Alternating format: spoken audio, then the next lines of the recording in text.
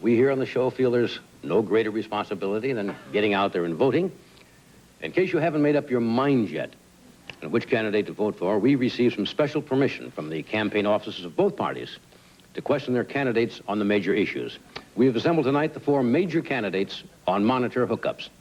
We have, of course, President Ronald Reagan, Walter Mondale, Vice President George Bush, and Congresswoman Geraldine Ferraro. We're going to begin our questioning with President Reagan. Mr. Reagan, what's been the hardest, most challenging job you've had as president? Several years ago, I was given an assignment to write a letter. All right. Mr. Mondale, what about the comparison that's been drawn between you and the great entertainer Al Jolson? I believe I've sung at more weddings and more funerals. Mr. President, when did you begin taking naps during meetings?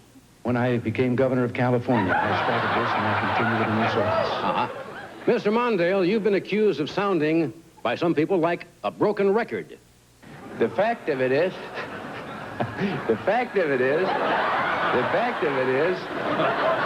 Mr. Mondale, do you object to this claim? what I object to,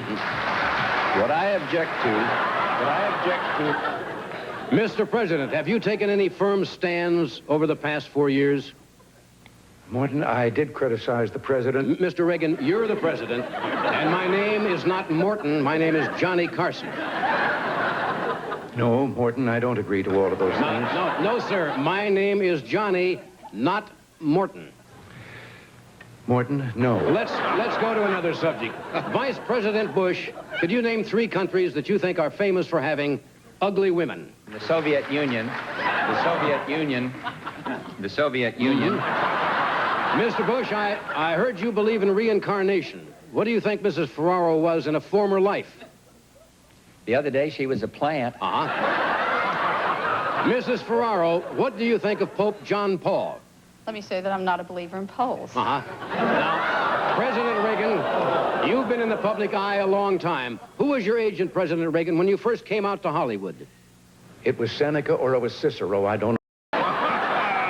Mr. Mondale, how can you prove that the Republicans are shamelessly vying for the rabbi vote? this administration has taken a meat cleaver out. Yes, I understand that. Now, Mr. Bush, we hear the president's gotten a little bit of a beer gut and that he's gone on a diet where the president has stopped eating jelly beans. Is this true, Vice President Bush? Our president wants to reduce. Not just to stop, he wants to reduce dramatically. Well, Mr. Mondale, is Mr. Reagan worried about his potbelly? What do you think? The president says it will disappear overnight. Well, how will the voters be able to tell if this is true? Mr. Mondale? The American people will have, for the first time, a chance to weigh the 2 of us. Now, I don't know about you gentlemen, but I'm starving. What do you say we send a member of the Pentagon out right now for some pizza? What do you think? It would cost something like $1 trillion. Well, Mr. Reagan, suppose you wanted extra cheese on your pizza. That will mean $400 billion more. Well, if the pizza doesn't get here, what do you think we should do?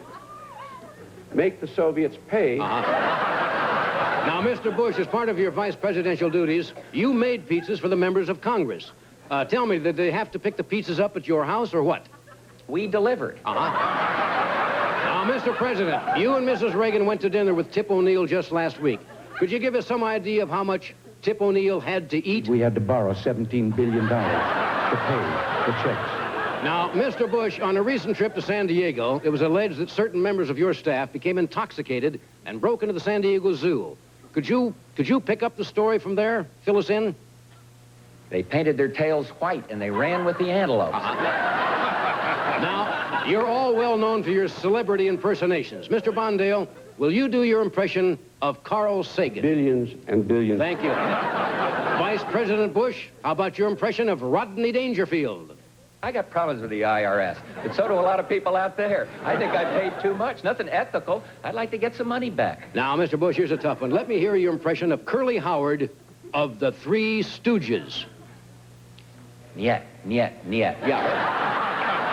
Mrs. Ferraro, I understand you're a very good ventriloquist. Can you make Mr. Bush talk while you drink a glass of water? We want justices who will interpret the Constitution, not legislate. Now, This is the point where we stop and allow the candidates to use the restrooms. President Reagan? There are 1.5 million people out there standing in line waiting. Well, tell me this, Mr. Bush, would you like to leave? It's not trickling down. Well, thank you. Thank you. I know you're all busy. Good luck to you in the upcoming election. Thank you very much.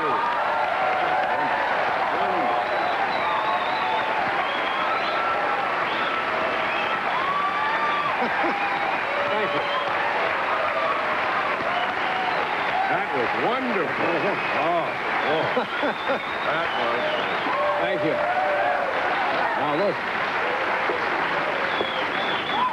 Don't you wish that's the way the debates really were? Yeah, right. Thank you. You're marvelous reacting to that. I want to thank the writers. All of our writers did a wonderful job putting that together and editing all that material out of there. Yeah. Thank